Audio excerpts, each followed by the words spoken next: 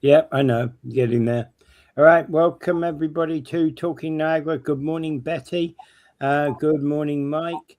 Good morning, Dave. Welcome, everybody. It is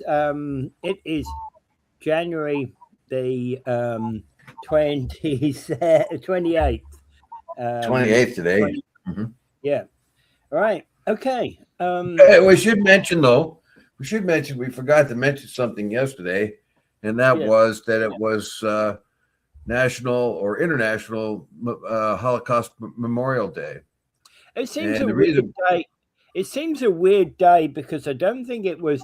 Was it a day like? Was it today that so many years ago they first discovered the camps, or what? What's the reason for it being on this day? It seems an odd day.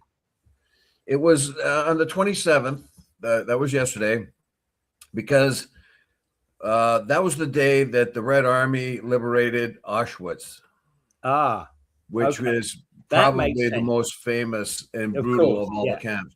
There were yeah, many camps. There were camps in the West that were liberated as well, but that was probably the yeah, but not none shared the quite the. first Um, yeah, first camp that was liberated,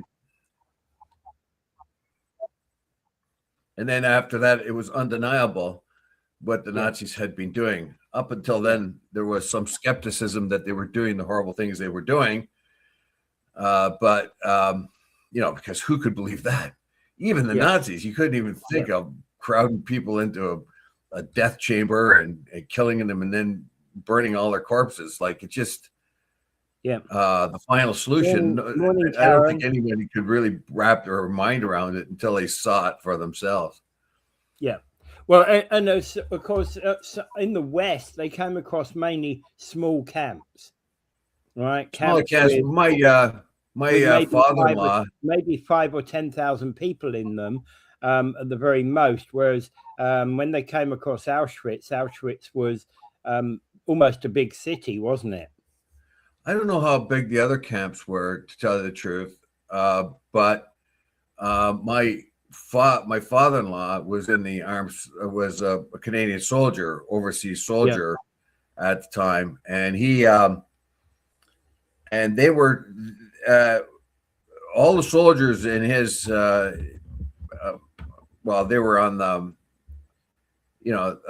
they were all brought to these camps, as many of them as possible, to show them the camps and what yeah, had happened there, to make them very, very clear why they were fighting the war they were, yeah, if they had any doubts at all. yeah. And if you look I online, think at you'll that find stage, Canadian soldiers describing what they saw. And yeah, he told me what he saw, and it was terrible. yeah, yeah. And these death camps, were nasty. And as you say, I didn't know. I hadn't known that this was basically that day. Yeah. Thank you for pointing it out. All right. Before we cover anything else, oh, it's just gone away. Okay, there we go. Just gone away. Okay, so I was just going to report on a traffic incident. There was actually an incident on Netherby Road by Dane City Oh, down in really? Welland, right? There was an accident there which just has cleared up. I'm going to say that looking through the roads today, and mainly they're describing them in Ontario 511 as bare, which basically means that they have been scraped clear of snow, right? Still plenty of snow around. I would expect some snow to be blowing onto the roads, right? Yeah, I would think so. Yeah, so you're going to have to be very careful. I looked at the forecast. We're going to get little bits of snow for the next 2 weeks, although it's more like 1 to 3 centimeters here and Yeah, there. But there's going to be snow. It's going to be very cold, so there's going to be wind. And when there's wind, that means whiteouts. That means yeah, drifting, that kind of thing. yeah, Because it's yeah, cold and the snow is very powdery, it can get picked up by the winds. So we're in for at least a couple of weeks of sustained cold weather, as we yeah, mentioned yesterday. and that means the snow is going to be around. The snow is going to be a pain in the neck, and when it starts melting, look out. It's going to be a flood. Yeah. Okay. Anyway, I don't know how long. I try to look at a long-term forecast, and what I found out is just that it's going to be cold for the next couple of weeks. Yeah, exactly. Yeah. All right. So 50-car pile up on the highway. Where? Not seeing it reported on Ontario 511.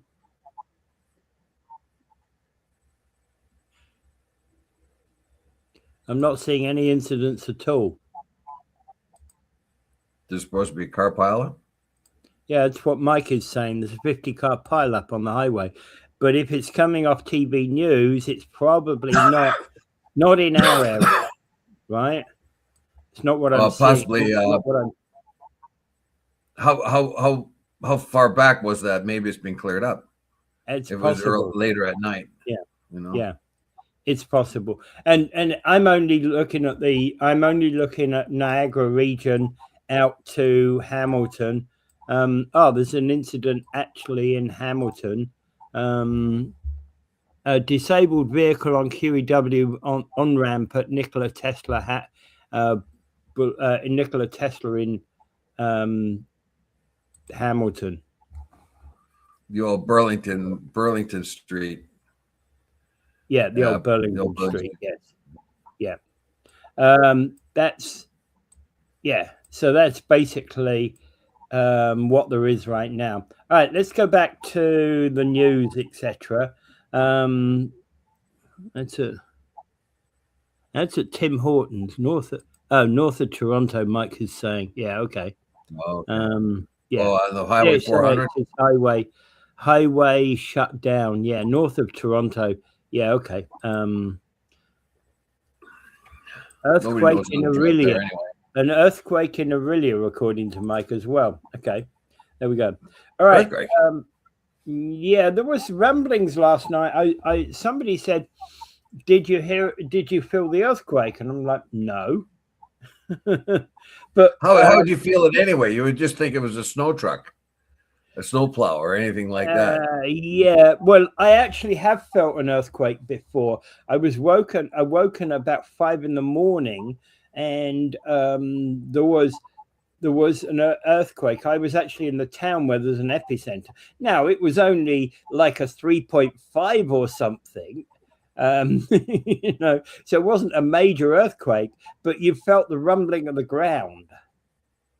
I missed the earthquake. I was in an earthquake, but missed it completely because I was at the San Diego Zoo, and then I was driving down the highway, and as I was driving down the highway, they're telling us about an earthquake that was happening. But because I was on the highway with rubber tires, like I couldn't feel a thing. Yeah. But where I was just at, everybody was felt the it was a 4.6 or something. It wasn't very big.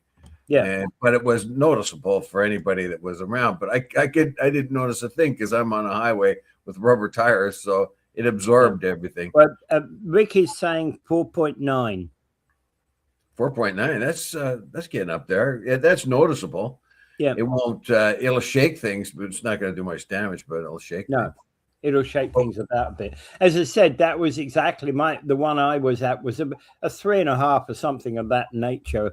Not very big, but if you happen to be in the village where the epicenter was, you could feel it.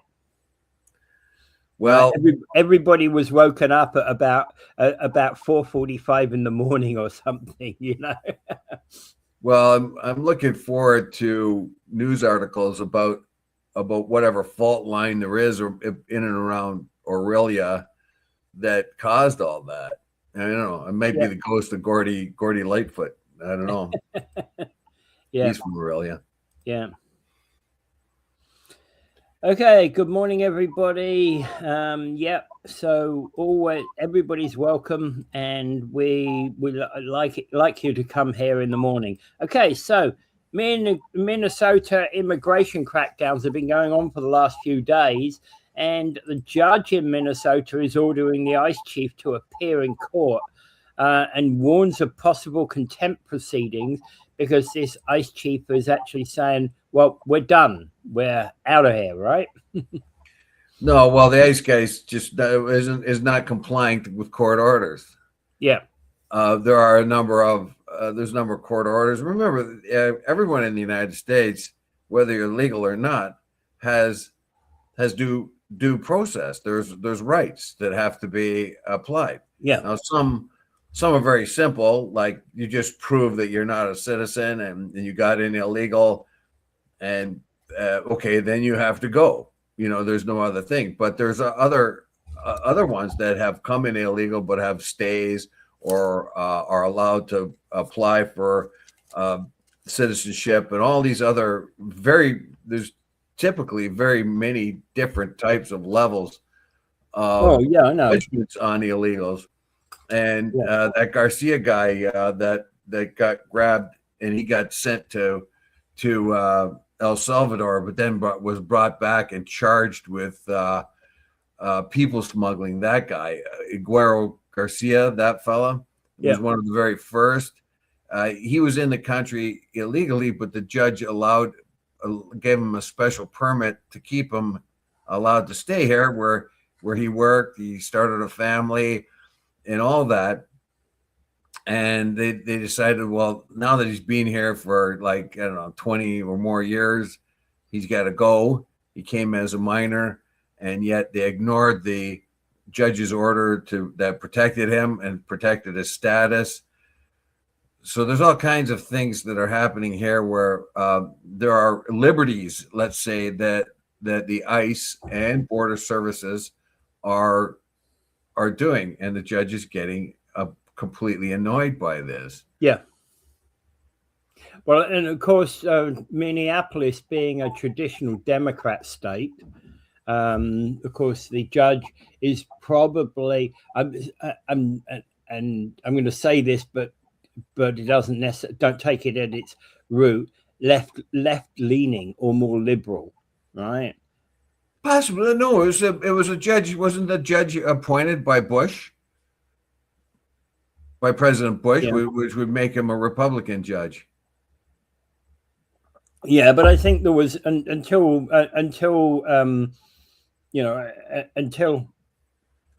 Trump came along, I don't think there was any we didn't really look at judges as to being left or right. No, that's wrong. Wrong. Well, we did. Because there were judges that were elected on the basis of being a hanging judge or something, but less so in Minnesota than other areas. Well, let's look it up. And I didn't think judges were not appointed by the president anyway. Typical demographic of Minnesota, Republican or Democrat.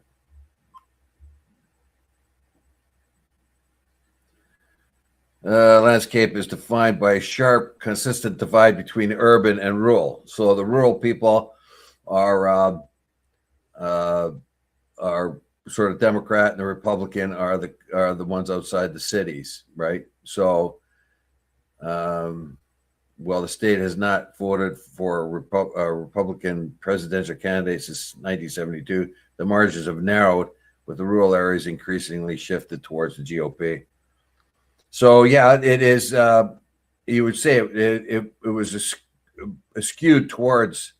It says geographically, Minnesota and St. Paul and their immediate suburbs, especially DuPont County, as well as Blue Islands in Minnesota, like Duluth, Rochester, and Mankato. So, in other words, the urban areas are blue, and the bulk of the rest of the is red, is Republican. So, I would think it's probably pretty much of a mix. And this particular judge, I believe he was a Bush appointed judge, which would make him a Republican appointed judge. Mm-hmm. Yep. And but even so, I still think that you don't divide judges upon political lines. Judges tend to follow the law. We hope that they do, but they do fall into into political camps. As we see in the Supreme Court, they have 6 MAGA judges and three Democrat, sort of so-called Democrat judges. Those 3 judges were appointed by Democratic presidents, and the other 6 were appointed by right-wing or Republican presidents. Yeah. And I think 2 or 3 of the ones are appointed by Trump. As a matter of fact, the Senate blocked Obama's attempt to add a new judge onto the Supreme Court until the election when a Republican won, and then they permitted it, and so that they could get a Republican judge in the Supreme Court. And right now they have a conservative. The Supreme Court is skewed very much conservative, if you want. Some say MAGA, and that will affect the judgments going forward. Right-leaning attitude towards the Constitution and law. So it does make a big difference. I actually believe that the Supreme Court of the US will decide based upon the Constitution, not against on political lines. But I've said this before. I think there's an idealism that belongs there. There is only certain they have to judge on according to the Constitution, but there's interpretations that they can use.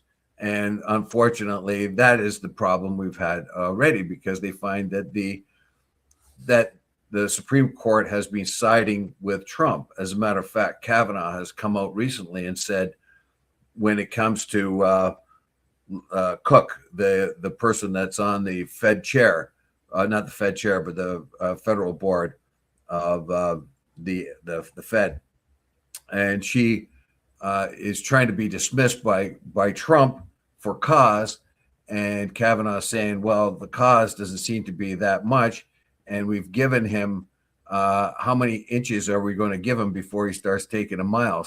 That's paraphrasing what he says.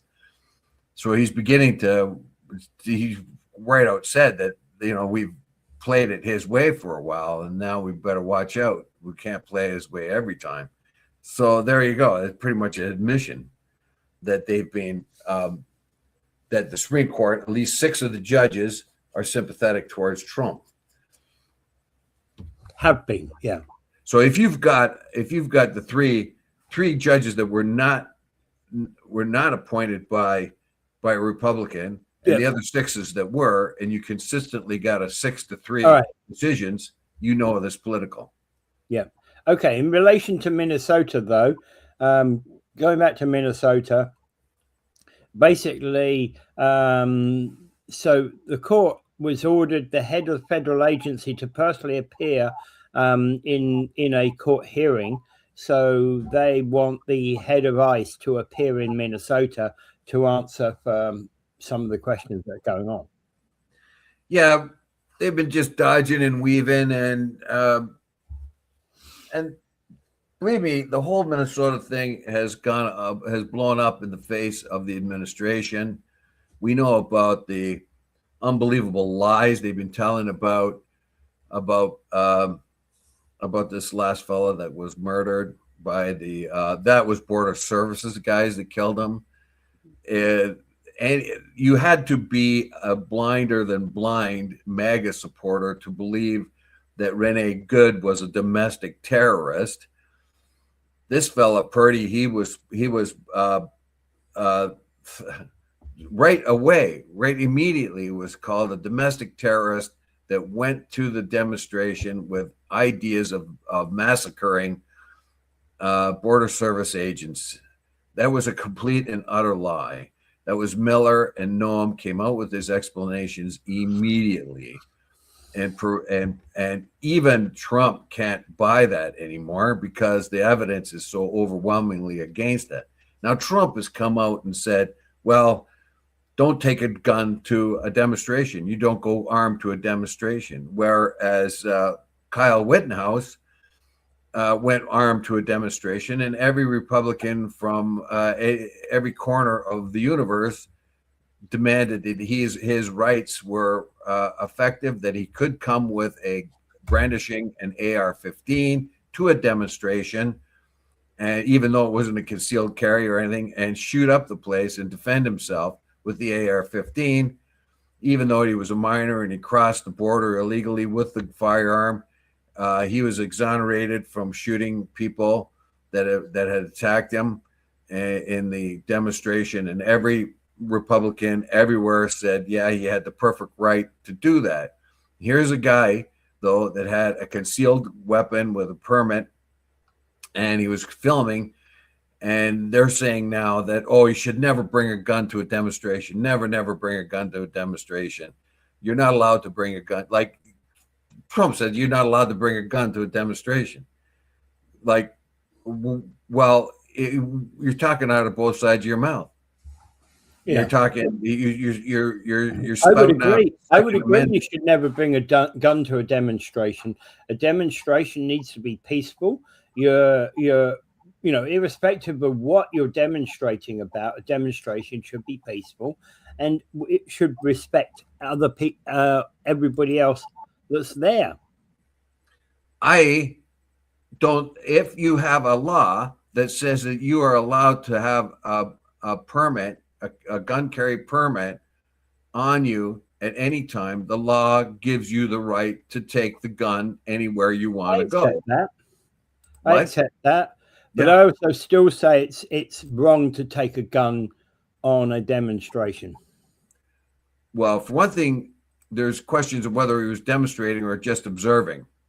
It seems that he wasn't really demonstrating, but he was observing. Fair. So that's a particular thing. Yeah, generally speaking, I would not bring a gun. But you're not part of the American gun culture. The American gun culture tells you that the Republicans in particular tell you that you should be armed at all times. And if you are armed at all times, your crime rates are going to go down. That's what they say. That's what the NRA says. That's what the Republicans keep saying, that you have, if you're armed at all times, that you're going to reduce crime. So if you're going to be armed at all times, that means whether you're at a demonstration or observing what the Border Patrol people are doing. Yeah. I wouldn't go armed. I wouldn't want anybody to be armed during a demonstration, but they have the perfect right to do that in the United States. So you can't say you have the right to do it here, but not there. You can't say that Kyle Rittenhouse had the perfect right to take his gun, his AR-15, to a demonstration, and then say that this guy didn't have the right to. You're talking out of both sides of your mouth. Yeah, no, personally, took a rifle that was not a concealed gun, and he brought it to a demonstration and he used it. Right? This guy's got a conceal or a permit to carry. Everything's legal. Yeah. And you say Kyle Rittenhouse was fine with his gun, and you're saying this guy's not fine with his. So what are you saying? What is the Fed saying? Yeah. Okay, fair enough. You're basically asking for consistency there. I get that. You see, a long time ago, back when I was in my 20s, there was a demonstration. I was in Hyde Park in London. There was a demonstration going on, and I just felt it was interesting. So I took some pictures. Walked through and around the demonstration, took some pictures, and this cop came up to me on the side of the street, and he says, "You're either on the demonstration or on the pavement." So I looked around and said, "The road's closed off. I'm taking photographs." Yeah. So, and what did he do? Did he club you? He walked away. Did he take out a gun? Did 6 guys jump on you and beat you with pepper spray? He walked away because he knew I was right. Yeah. And guess what? You weren't pepper sprayed. 5 guys didn't knock you down, sit on your, disarm your phone, and then shoot you 10 times. Well, I wasn't with the phone. I had a camera. Oh, camera, whatever. But you see, the gun culture's got way out of control in the States there. And so why they had to put 10 bullets into the guy, the lady that was a witness there, she was aghast. She could like, now this guy was trying to help a lady up, and they were just putting the pepper. If you look at the thing, they took the pepper spray and put it right in his face, inches away from his face, and sprayed it. Now, if you do that, how's a guy going to be able to get out his gun and shoot at anything? Yeah.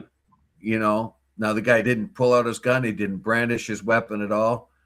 And yet the White House put an instant spin on it that this guy was there to do malicious duty, to go there and kill as many ICE or border service people as possible. He was on a mission, a domestic terrorist. He was good. He was all weaponed up, and yet they can't even produce this gun anymore. And the gun the gun they published on their website was not his.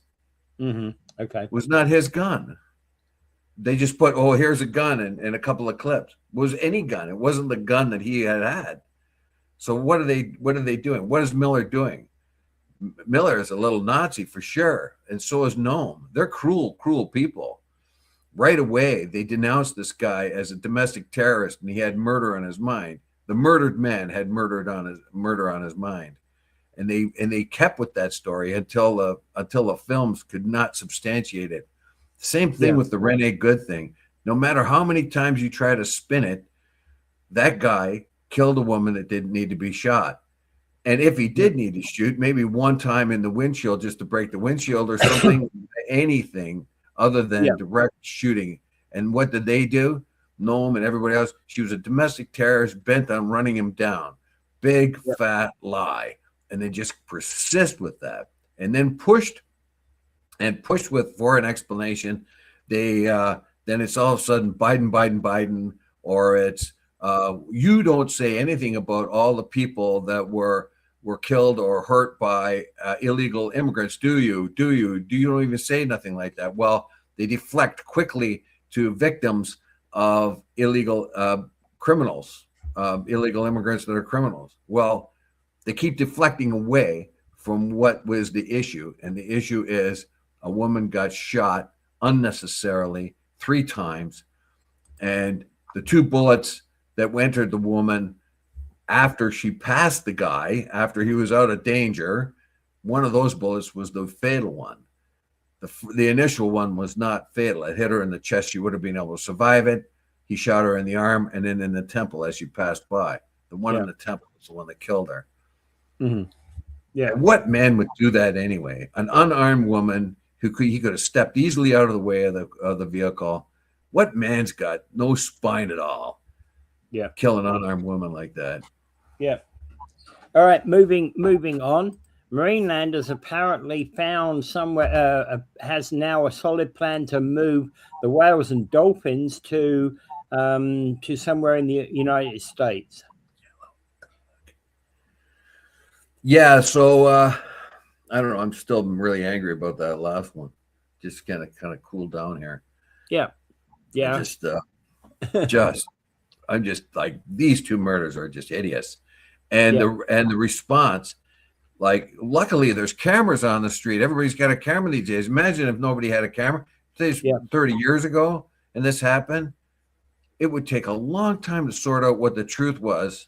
And there would be a long time before, especially with an administration like this that just lies as chronic liars. Anyway, so let's get to the belugas. Yeah. Before I burst a blood so vessel. On Monday, U.S. Fisheries Minister Joanne Thompson has said that Marineland's got a solid plan to move Canada's last remaining captive whales and dolphins to several parks in the United States. So the minister conditionally approved the Niagara's, Marineland's application to export belugas and 4 dolphins to the south of the border. Well, what do you get out of this article? It seems to me that the government's a real pain in the neck here. Do you see that? Yeah. Because look, Marineland had made arrangements to have Chinese take the beluga whales, like some Chinese outfits. Yeah. So the government, and particularly a person by the name of Thompson, steps in and says, "No, we can't allow that because we don't know that the belugas are going to be treated well enough in China." Yeah. And so what Marineland says is, "Well, then you're going to have to give us some money, or we're going to have to give us some money because we can't sustain this. We're in a tough spot here financially, and so you got to give us some money." And the government says, "No, they just don't respond to that, and they don't give them any money." And then Marineland says, "Well, if you're not going to give us anything to help us out, we can't keep these animals alive. We're going to have to euthanize them, right? We're going to have to euthanize them. So you either give us money, help us out, or we're going to have to euthanize them. So we got to get this permit to the U.S. ready and willing to go." Suddenly, the Thompson says, "Oh, this is much better now." Once they were faced with euthanization, then they got off their bum and started doing something and helped them with the permits. So it's Joanne Thompson of the Fisheries Ministry Tuesday. So she's saying, "Oh, she's yeah, this U.S. is better now." Yeah, she's U.S. Fisheries Ministry, by the way. U.S. Fisheries. Yeah, not ours, but Joanne plan to allow. Well, who was the one that blocked the Chinese one? That was our Fisheries Ministry. Yeah, but what is their name? I don't know. Don't recall. Yeah. Yeah. So actually, Thompson. So I have to take that back. Thompson's actually been the one that has been helpful in this. Yeah. Not our own. Yeah. So I have to take it's not our minister. But our minister's not even talked about in here. But again, 20 whales, 1 killer whale, and 19 belugas have died at Marineland since 2019. And basically, they're looking desperately to find a good place for them to move to. So it says here, Marineland gave Ottawa a deadline of January 30th to approve the export permits. Otherwise, it would go ahead with a backup plan to euthanize the belugas and dolphins, according to a letter Thompson wrote to the park that the obtained by the Canadian press. Okay, so I see how I got mixed up here. Yeah. So, no, Thompson's the U.S. minister who's trying to facilitate this going through, and I think that she's done. Sounds like she's done a good job in the way that typically ministers don't. They've got so much going on that actually this is probably only a 100th of what's on their plate right now. So the threat has been, we're going to have to euthanize them unless we get some emergency funding from the federal government, and Ottawa did not provide any. So Ottawa seems not to have been helpful in this at all, and it kind of helpful that Thompson from the U.S. that she's been more helpful, and I don't know. My hat's off to her, because it doesn't seem that our own people on this side want to get too involved in this one way or another, because you can only see that you're going to be damned if you do and you're damned if you don't. If you move them, you're damned. If you keep them here, you're damned. If you euthanize them, you're damned. There's nothing that's going to satisfy anybody. The thing here is, in my mind, is in Canada right now, you can't do this anymore. You can't have captive whales and dolphins and that. And so the first thing that Marineland had to do is separate the beluga females from males so they wouldn't procreate, and then be stuck with more whales they have to get rid of.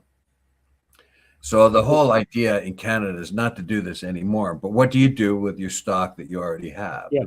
Right. Well, they're looking at, if it's a very costly thing. Yeah. They're looking at going to about 4 different locations in the U.S., one of which is Chicago.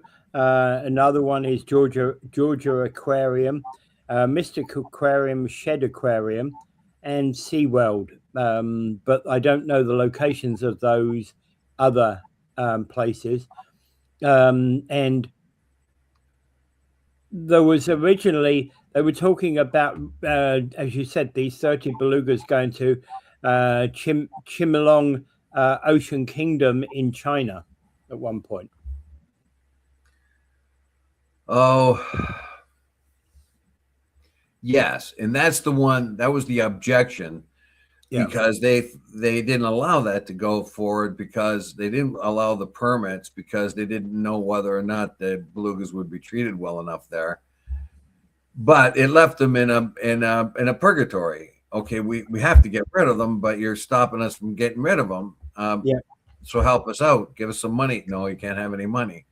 What are we going to do? You're giving us only the option of euthanizing the whales. I yeah. have a feeling that until they said they're going to have to euthanize them, that pretty much woke up the government and the permit system. I think so as well. I think so as well. Both sides of the border probably woke them up, and of course, at that point, nobody wants to be responsible for the death of the animal, do they? Yeah. And Marineland, I will criticize Marineland, but I also understand that what choice have they got? Well, Marineland played by the rules up until now. Suddenly the rules have changed, and people actually people have a problem with captive animals and stuff. But up until this time, everybody was fine with watching a killer whale run around in a little pool, doing tricks and that Yeah, kind of thing, or having a seal clap or whatever else, and or balance something on its nose, et cetera, et cetera, et cetera. I've seen So, I've seen all of that in parks around the world.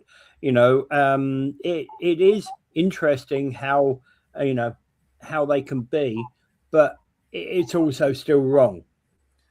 well, we have come to think of it as wrong.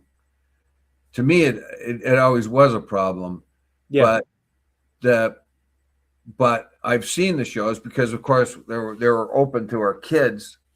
I never paid to go to one on my own. I went because the school trips or something were going through there, yeah. or something of that kind.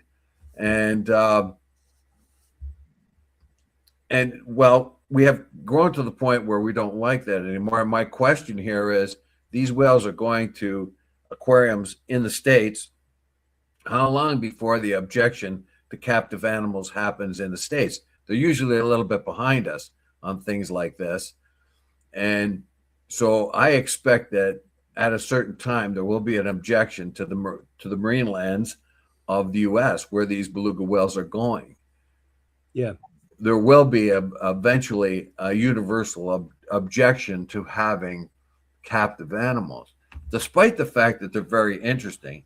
I went to a Marineland in Vancouver, and I went there to see the interesting fish they had in the aquariums there. But I didn't realize it, but they had harbor seals, or not harbor seals, harbor dolphins that could jump really, really high, and they do all these tricks. And they had huge tanks of beluga whales, which I watched them, and I was pretty amazed by all this to watch them and see Yeah. them. And yet, I don't think they had killer whales in this one. But in any case, you have to ask yourself, is this worth it to have these things? Is it, these captive beluga whales, you have got captive killer whales, you've got captive seals, you've got dolphins doing tricks. It's all very happy and interesting and all that. Now, I was just as interested. They had a bunch of rare fish in a big aquarium, different kinds of fish from the Amazon or something like that. So I could see that and understand that wasn't too bad, because these fish proliferate in the wild huge, and these were observations for people to see them. But an animal as intelligent as a beluga whale or killer whale or seal or dolphin, it's objectionable to us to have them in captivity anymore. And I'm wondering how long before in the U.S. they're going to find the same objection. Not long, that's for sure. Absolutely not long. Yeah, absolutely. There's no doubt about that. You know that Well, to the degree it is up here. Yeah. remember, this has been a long process up here, and I'm sure it's going to be a process in the States as well, Oh, or has been a process. it's an ongoing process worldwide. There are certainly people that feel the way that you and I do about these animals not being no longer.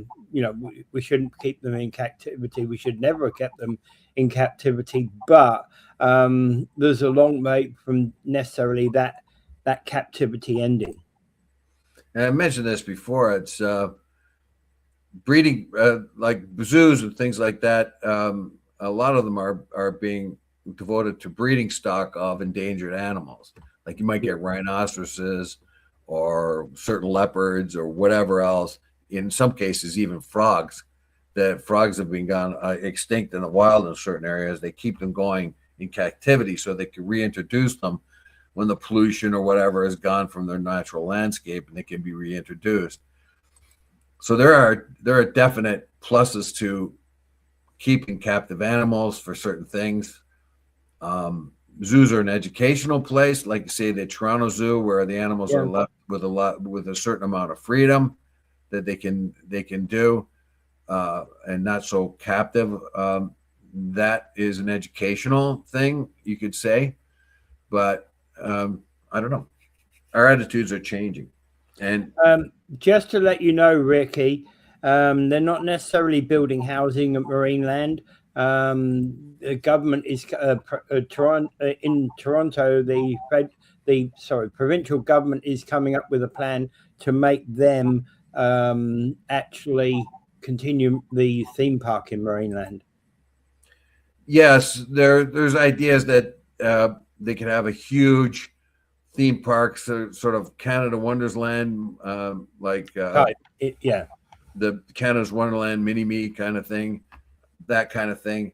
You need more diversification for families to come. And once you look at the falls for a few hours, then what are you going to do with your kids? Yeah, you got to get a pool. You get them. They can go to the hotel pool and have some fun for a while. But if there's amusement park, it's another 3 hours, right? So that's But what are you going to do tomorrow? Yeah, well, the amusement park you could go a couple times for sure, because you can never get on all rides. Yeah, if you got your kids going willy nilly here and there. And if it's got a water slide in it and all that other stuff, like Canada's Wonderland, like I took my kids to Canada's Wonderland a few times, three different times, and had a riot there. Just had a blast. Okay. So Rick wasn't talking about houses at Marineland. He was talking about the YMCA in St. Catharines, that site. I think that would be worthwhile because that site is rotting away right now. Yeah, well, my club, the Kiwanis Club of Stamford, converted the school on Barker Street, Battle Street School on Barker Street, to a seniors nonprofit, and so it can be done. So if they look at the YMCA building would be structurally fine. Can it then be converted to units to live in?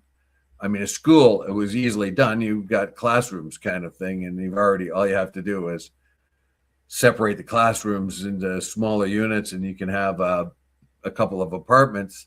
Yeah. But it's hard to say what they can do with YMCA. So somebody's going to have to look at it, and they're going to have to look, is it more cost effective to convert it to housing units, or is it more cost effective? Well, I would say based upon knock it down and start all over. Based upon where it is, I would say that housing in that area would be not suitable. It's primarily in a commercial space. It needs new offices or something of that nature to be going in there. But just a thought. We'll see. I mean, it is a building, and it can be converted. So get an architect in there and a couple engineers to have a look out for any kind of asbestos or anything else. See what the structural integrity of it is. Can it be converted easily to units? You never know. Supposed to find out. Okay, moving on. There's changes to the temporary foreign worker program this year. and um, and basically it's important. It's important to understand that they've actually changed this program, and it includes protection against employers holding your passport, withholding wages, forcing unsafe work, and threatening foreign workers for speaking up. I don't know. This is temporary foreign workers in Canada know these rights in 20. So this is from Immigration News Canada. I don't even know. Yeah. That's not a federal thing, is it? No, I It's don't believe it is. I believe it's just an independent. It's an independent organization looking at, what these are. But they're basically just giving. I found it when I was just doing a random news search actually. So there's a bunch of new rules coming in that impact temporary foreign workers, and well, obviously, I think everybody here would say that um, withholding people's passports was illegal, and we probably wouldn't. None of us would support the breaches of human rights that have gone on with some temporary foreign workers. Well, normally speaking, our temporary foreign workers up here are treated better than they are in the States. They have the same similar program down Yeah, in the States, but it's failing right now. It was designed to bring in temporary workers and make them safe and be able to provide farmers with workforce that are safe and contracted. But what happened is it's kind of eroded. It's only working on partly working, and a lot of it's being abused. There's yeah, been some abuse in ours, but typically speaking, ours is better. This is a call to arms, basically, to any temporary worker that make sure that you are treated just like a permanent resident, including fair pay, safe working conditions, and protection from retaliation. Yeah, but also remember you came here to work under a yeah. Oh yeah, condition, and you've signed a contract. You expect fair play, and yeah. as long as you oblige what you're doing. I remember they Well, had a bunch of Scottish workers come to Eastern Canada one time, and they were just a big pain in the ass. They were demonstrating every minute, and yet they signed the contracts to come. You know, and at the end of the day, if you no longer, and of course, with the temporary foreign worker programs, if you walk out on your job, you're essentially heading back to your country of origin. so it hints here at things that have happened. It says includes protection against employers holding your passport, withholding wages, forcing unsafe work, or threatening you or for speaking up. So Yeah, whether you're under the temporary foreign worker program or international mobility program, Canadians will protect your rights, and there are enforcement tools to help you act when something goes wrong. I think there actually should be advocates for these people rather than coming up. Say you got a Jamaican worker who's never been out of his country and he's come up here to work and he's being treated badly, or they should have, like, how is he going to well, maintain his rights? Like, he as wouldn't soon as he necessarily starts, know his if rights. he has a bad employer and he tries to maintain his rights and say things, they're just going to get rid of him. So Yeah. they have to have actually an advocate, basically, that goes around to all the different farm workers to be able to adjudicate whether or not the farmer Well, is doing what he's supposed to do and whether you're doing what you're supposed to do. yeah, You and know, at the end of the day, that worker wouldn't necessarily know their rights, would they? they might not. You can tell them this all day long, but how do they interpret that? And then if you get a malcontent that just keeps saying, "Oh, you're a bunch of racists and all this," and I'm just making trouble, and everybody else starts to believe them, then where do Yeah. you end up? They're never invited back for the next year or whatever. Meanwhile, the farmers had trouble. So I think there's got to be some sort of advocate for the farm laborers because we need them. Let's face it, we need them. We need the farm laborers, or particularly farm laborers or temporary workers to come up here and do a lot of different jobs, particularly agriculture in this area. So we need them. It's It, very it, important that we have them. It's very important that we have good, steady supply of labor. We read about farm workers that have come up here for 30 some years or more, the same place, and done very It well. sounds like you're talking about a union there, Dave. I'm just looking for an advocacy for the farm workers, Yeah, or at least some sort of government oversight on this to make sure that number one, that the farm workers are looked after well and their conditions are met. But on the other hand, they don't want to come down on a farmer that's having a lot of trouble with yeah. a worker that just doesn't want to do anything and keeps pushing But rights in front of them. yeah, So you have to have a measured response to all of this. absolutely. Yeah. And I think you're right that you actually do need actually to have an advocacy group for the farm workers. Yes, at least to bring up their concerns, unless you have a regulatory body that goes around and and talks to all the farmers and the workers all together in one place and say, these are the things that we expect. You're going to have a safe working, blah, blah, blah, blah, blah. If you don't, here is how to do, how to make your concerns known so that we can investigate them. Yeah. And you have to be able to do it on the QT too, because you don't want to go to your farmer and say, you're treating me bad, you're not doing what you're supposed to do, because you might lose your job. So you want to be able to go to an agency and be able to phone them or get a hold of them and say, you might want to come down here and check this out, because I don't think we're being treated fairly. Yeah. And not risk losing your job. Yeah, absolutely. And it's about risking losing the job, which is, of course, why many of those workers feel threatened in the first place, isn't it? Precisely. You know, and in fact, many of those workers, they come up here because they're going to make in 6 months in Canada, they're going to make more than they would make in a year or two back in, their native land. Well, it's good steady employment. Yeah. And yeah, they do very well, and that's why they keep coming year after year after year. I worked in the canning factory down in St. David's.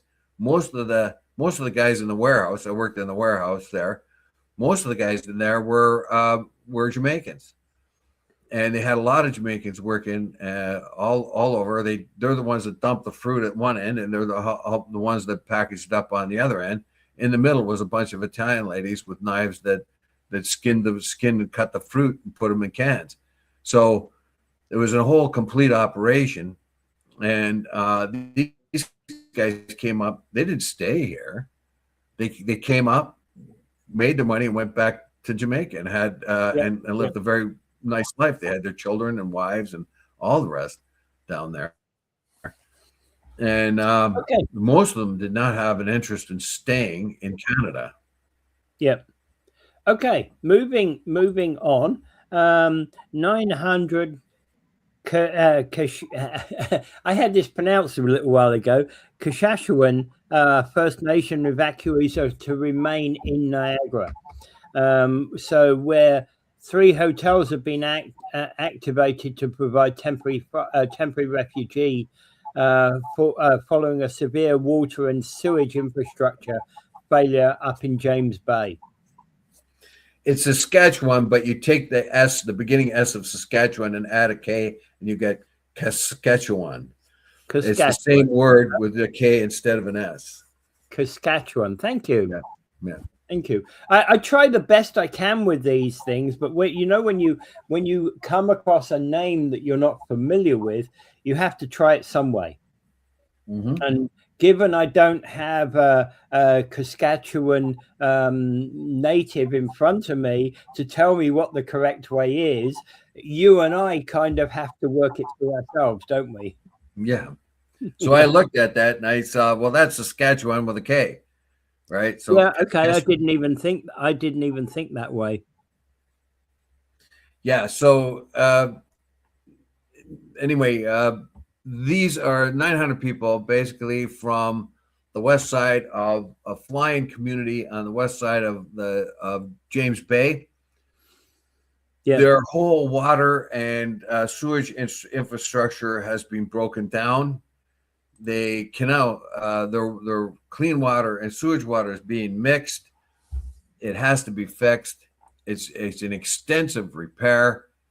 So the people of the community have been distributed in Ontario, but most of them coming here to Niagara, although some other communities have taken them in as well.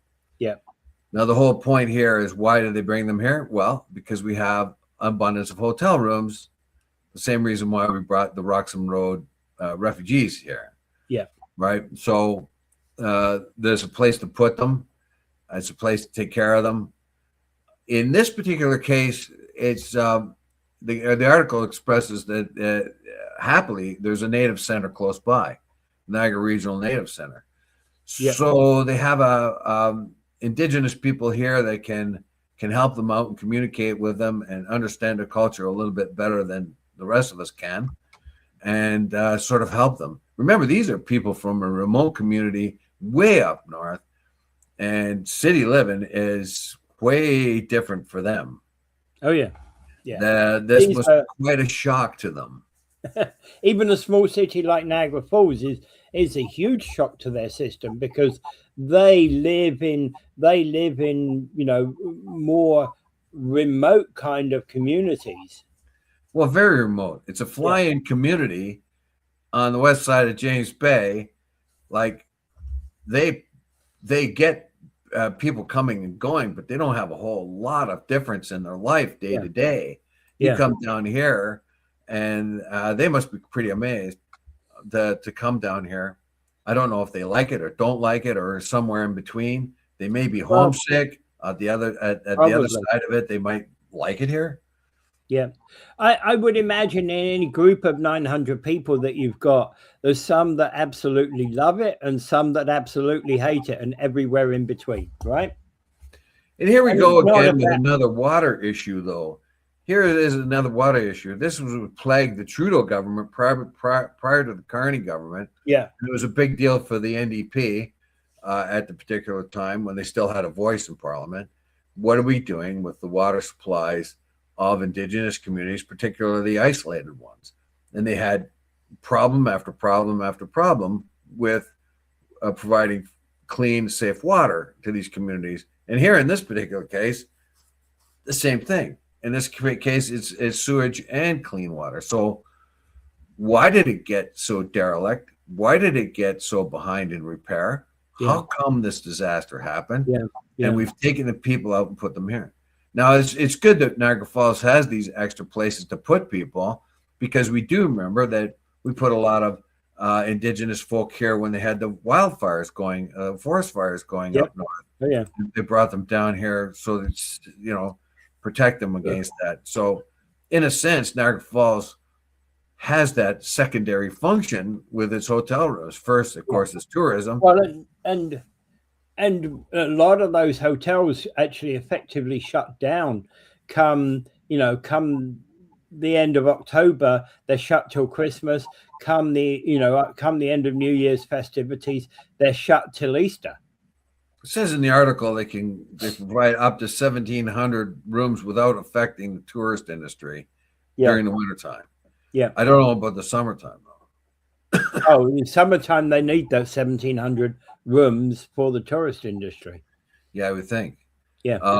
But at this particular time, we even have, even for the wintertime, we have a decreased amount of tourists. And by the way, Niagara Falls Fire Services is providing food and medical supplies as well as transportation for these people. Yeah, they take them to an Ice Dogs game. They're trying to accommodate them as best they can. Of course, they can't do what they normally do, whatever jobs they had or occupations they had in their own. Yeah, but again, you've got to keep them occupied, because a person bored in a hotel room, bored out their mind in a hotel room, you never know what will happen, right? Yeah. So that's human nature, right? Yeah, definitely. So I don't know what they're going to do, but anyway, it's kind of a good thing that we have these people that have a place to go when there is a tragedy or a calamity that happens in their community, whether it's a forest fire, whether it's water disruption. But I'll go back to the water. How come this hasn't been resolved? Community after community. Yeah. How many, like what does native groups in Canada make up? What, less than 5% of the population of Canada? And yet the enormous government of Canada cannot resolve the water issues that these different places have. We need to get to the bottom of that, right? Either those government money being wasted, or the repair activity, the maintenance is not being done properly. We don't know what's going on here, No, we but don't. we'd surely like to know, like, simply, okay, they're not getting clean water in such and such a place, or this place, or that place. Half a year later, you find out that this still hasn't been resolved. 2 years later, you find out it still hasn't been resolved. Why? Yeah, We'd like absolutely. Absolutely. Yeah, very good question. Absolutely. All right, we've kind of come to the end of today anyway. Yeah, and as always, I'll mention Gaza. Yeah. I haven't heard much more about Gaza right now. It's really kind of off the headlines because there is less killing going on there at this particular time. There is this board of peace that's supposed to go into phase 2 of the peace deal, and we'll just wait. Right now, all the conflagrations are all the business of ICE and Border Patrol in the U.S., all the lies that are pitched by the U.S. government about Greenland and about Iran and everything else is taking that off. Plus, it's even knocked Epstein off the top of the heap. So there's a lot to be resolved there. I can't really see the U.S. continuing to permit the Trump administration to go along as it is. Someone in the Republican administration is going to have to force Trump to get rid of these cruel people cruel, sycophantic people that he's hired, like Christine Noem and Miller, these ultra cruel people that they and these yes men that follow them around. I don't think the Republican Party is going to be able to hold up, and as much as they might want to, they can't. They're going to lose the midterms by a landslide if they don't do something to rein in the chaos and inconsistencies and forever lies that are coming out of the administration, like this guy being a domestic terrorist bent on killing as many border people as he can. How is he going to kill him with his phone camera? I don't know, but anyway, that has to stop. I see a lot of heads being chopped, and we'll see what happens. But all right. Anyway, without further ado, I bid you adieu. Pray for me. And stay safe out there with the roads the way they